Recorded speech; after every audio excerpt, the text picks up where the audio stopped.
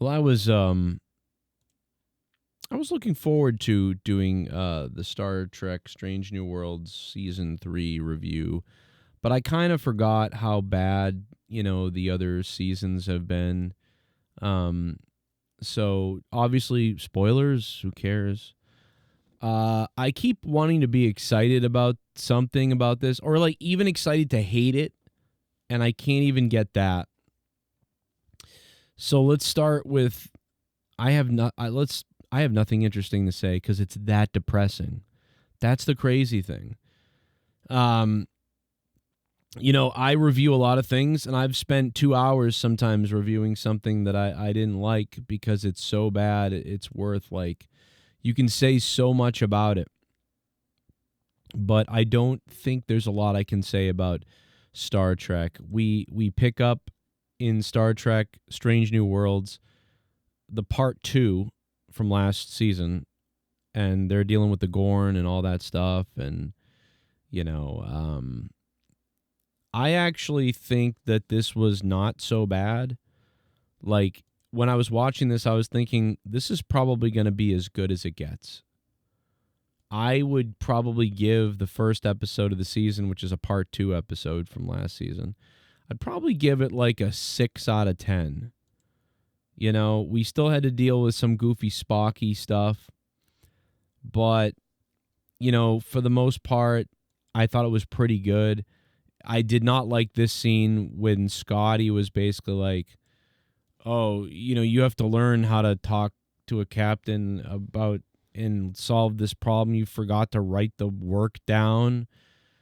I don't know. Like, any time that our legacy characters are corrected by, they're always being corrected by other characters we don't care about, like Carol Kane's character here.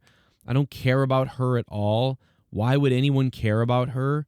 She's nobody in Star Trek. She's just annoying on the show.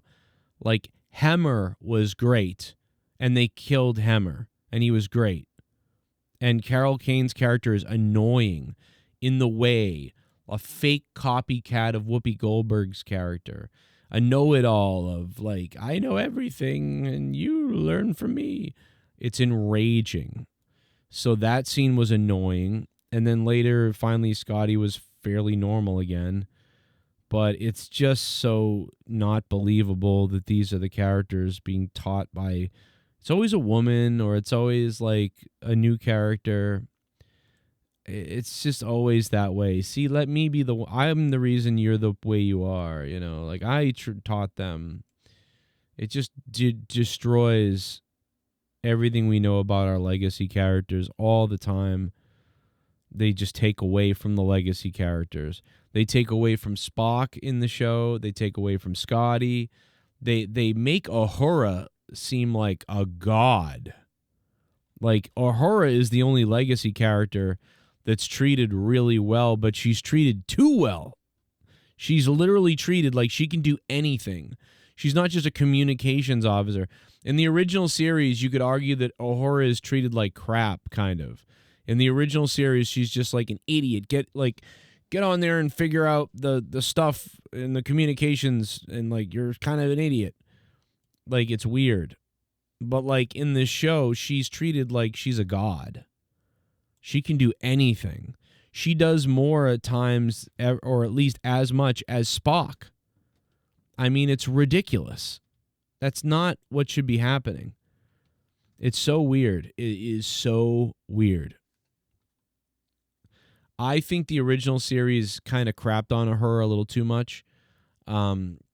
Even in the movies a little bit sometimes. But, she was able to do some things for sure. But like Beverly Crusher in Star Trek The Next Generation to me, is much more of a smarter, well-rounded person than just a doctor.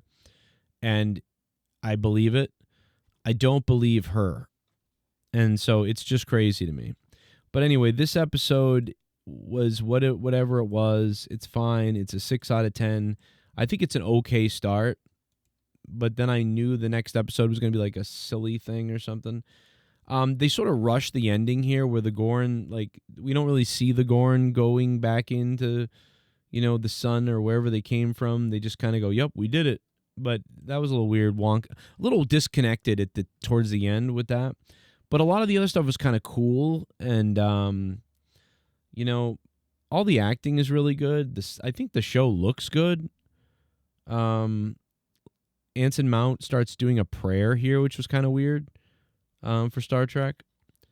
And his off and on stress with his sort of love interest, but they're not together really, but they are, is all right, I guess. Captain Pike asks always for help. He's a captain that always says suggestions. He's always asking for suggestions. One thing that's, someone said that was that the guy asked for suggestions too much. I don't know if I agree with that. I mean, I just think that it's good to see a captain for once who isn't like fully like, I know everything. I mean, we've seen Picard in The Next Generation ask for suggestions a lot of times when they're in the conference room and they're having a meeting. He does ask for suggestions on the bridge as well. I can't think of any times except for one, the episode where the Enterprise keeps blowing up over and over again. It happens because Picard says, suggestions, and then Riker is like, we could vent the main plasma or whatever. And then Data says we could shoot the other ship with a tractor beam or something. And they keep going with Data because, I don't know, maybe Picard thinks, well, the android, that sounds better to me. Andy's the android. I'm going to go with him over Riker. But in the end, Riker was the one that was the correct one. And so that's a moment where in stress, in a critical situation, Picard said, suggestions, People started throwing out suggestions, and Picard's like, I like that one. And he makes a decision. And Pike does that a lot in this show. He's always kind of like suggestions and then other crew members start saying things. I don't necessarily have a problem with that, really. It's just his personality to do that more. He also cries. This show is clearly, there's too much crying. There's too much lovey-dovey. Everybody's in love with somebody and emotional. It's so bad with that. Like, I feel like this show is so close. It's so close.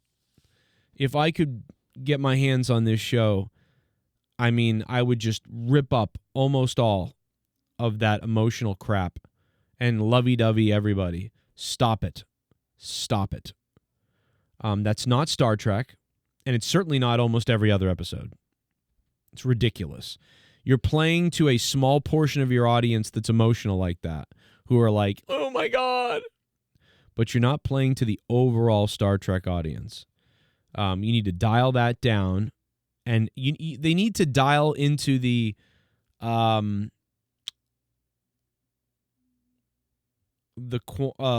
limits, or God, what's the old show that Star Trek a lot of times borrows from? They need to dial into the sci-fi a little bit more. Borrow from the sci-fi just a little bit more, and they need to stop with this like we're the Love Boat. That's not gonna work. It's not what this is. It's really cringy. It's one of the worst things about the show. The show has Star Trek Strange New Worlds continues to be a show that's like almost good to me, right? I think that it's certainly winning. It's certainly won over more of the Discovery. The Discovery fans pretty much like it, right? And it's done a good job because some of the OG fans like it too. So it's probably the most well-rounded of the new Treks. Obviously, I would say Picard Season 3 is still the best new Trek we've gotten. It's just, to me, the best. It's the most like Star Trek there is. And that still has problems, but Picard Season 3 is the best Star Trek. This is like so close. It's so close. And you could even say like, well, listen, it's more like the original series. So if you're a TNG, Voyager, Deep Space Nine fan, you probably won't like this series as much because this series is more based on the original series. and after the original series, Star Trek made some changes in the TNG era. But the difference is in the TNG era, it's the future. So I can accept that, but this show is like the original series if it was in modern day, and modern day sucks to me.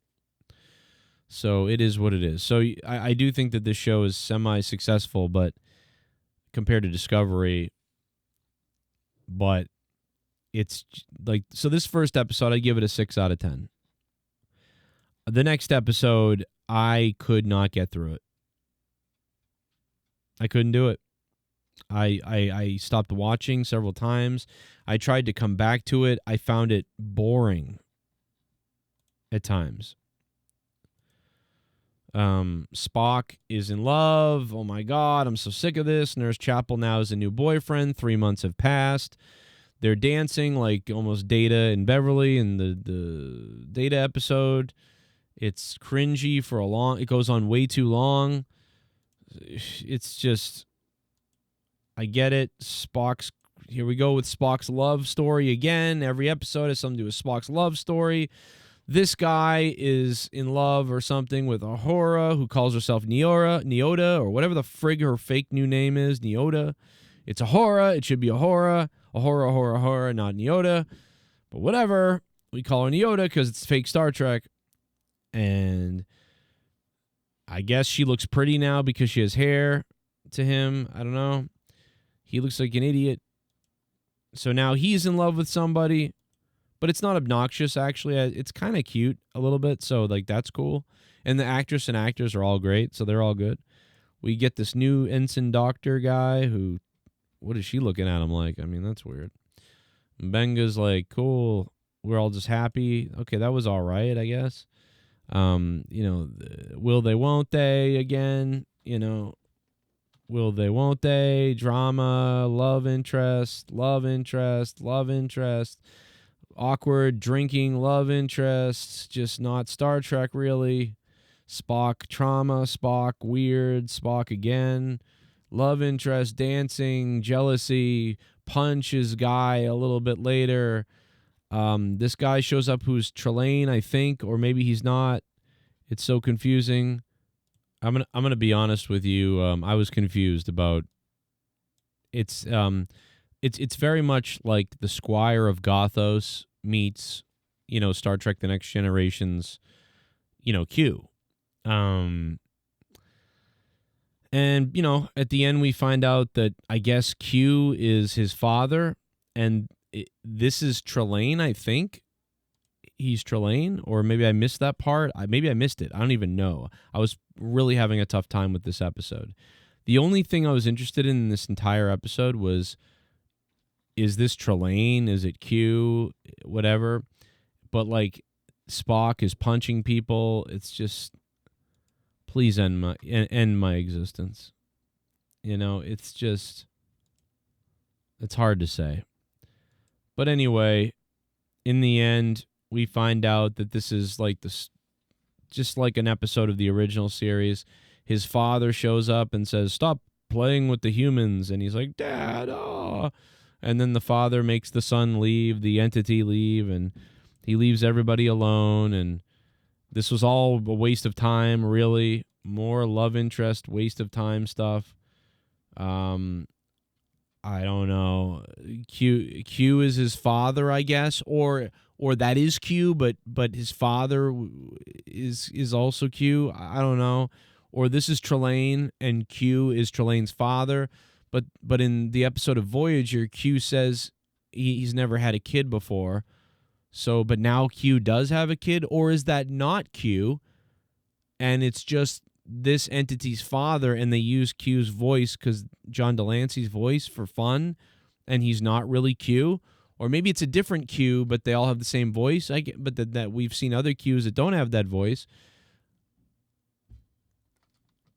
I don't know. I'd give this episode a 4 out of 10. So the first episode was a safe, action-y Star Trek, I guess. 6 out of 10. And then this episode, the second episode, which is called Wedding Bell Blues, As if you needed any more proof that this is written by like weird drama club kids. I don't understand what Star Trek has happened to Star Trek, but oh my God, put a bullet in me. Anyway, my life is terrible. It's worse than ever. I barely make videos on this channel anymore. Who cares? I hope you guys all have a good day. Strange New Worlds, not good. Not good. This is Star Trek Late Night, and I have no hope for the future. I would literally, I would chop off my own arm, and I'm dead serious. I would chop off my own arm, and I would sexually service for the rest of my life a Hollywood producer, writer, or whoever that could get me a job writing for Star Trek. I never wanted to really write for Star Trek. I've written so many things for Star Trek that I've never shared with anybody. I'm open to things being different a little bit. It's the future, it's not the old days.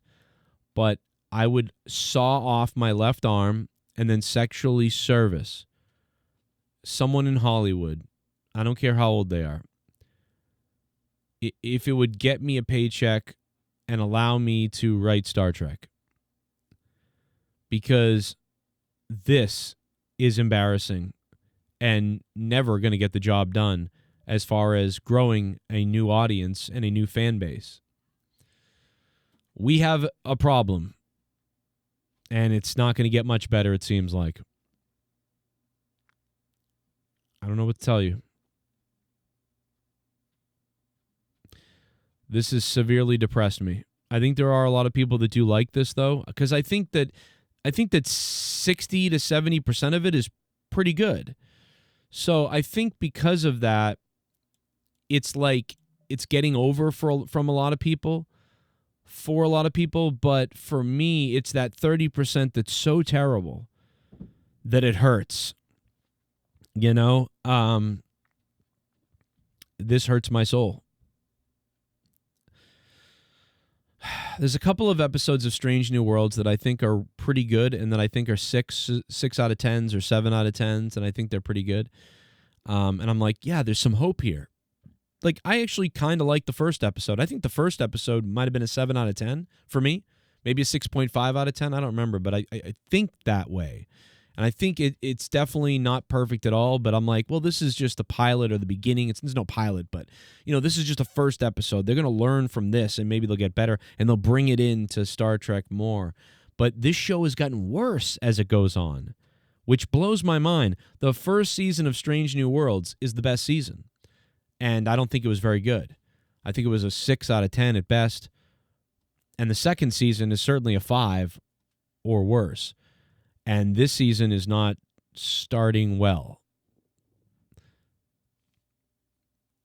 I am open to comments down below. I think I might even painfully try to rewatch these two again, or maybe this one again. The first episode is fine. It's like a space battle. It could be like a mini Star Trek movie thing.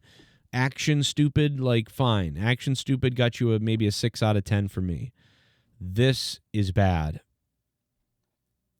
I know what they were trying to do. I found it boring at times. The dialogue, what they were doing was boring. I'm just sad. I'm just destroyed. Leave it in the comments down below. This is Star Trek Late Night. What will happen next?